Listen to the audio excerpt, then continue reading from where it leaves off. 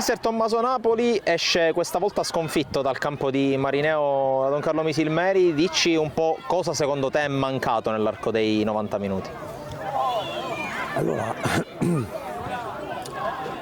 secondo me, e non voglio colpire nessuno, ma ai miei ragazzi ho sempre detto che se non in ogni partita non c'è quella cattiveria agonistica giusta, quella grinta, quella determinazione di giocare su ogni palla contro l'avversario, tante volte chi riconquista la palla, chi arriva prima sulla palla, penso che può mettere in difficoltà qualsiasi squadra.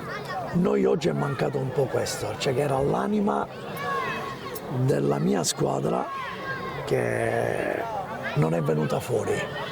Questo mi dispiace perché io penso che in ogni derby, a prescindere dalla partita di campionato, che avevamo battuto 2 volte questa squadra ma che ha sempre lottato su ogni pallone, ci dovevamo aspettare questa loro voglia di non soccombere per la seconda volta dopo la partita di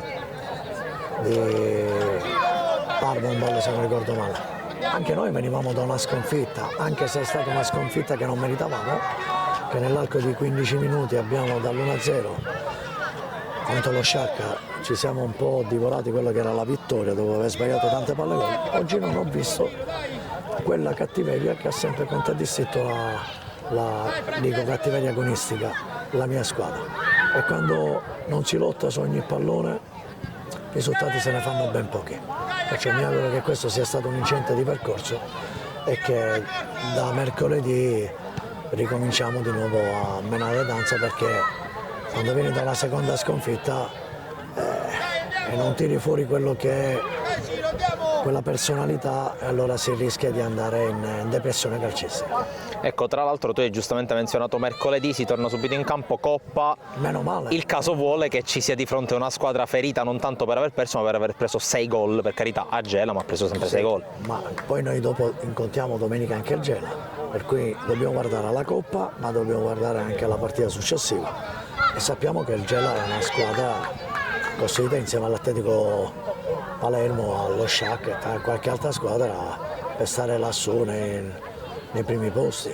Perciò abbiamo una settimana abbastanza tosta e dobbiamo come dire, tirare su la testa e rimboccarci nuovamente le maniche e lavorare ancora di più rispetto a quello che stiamo facendo in questa settimana.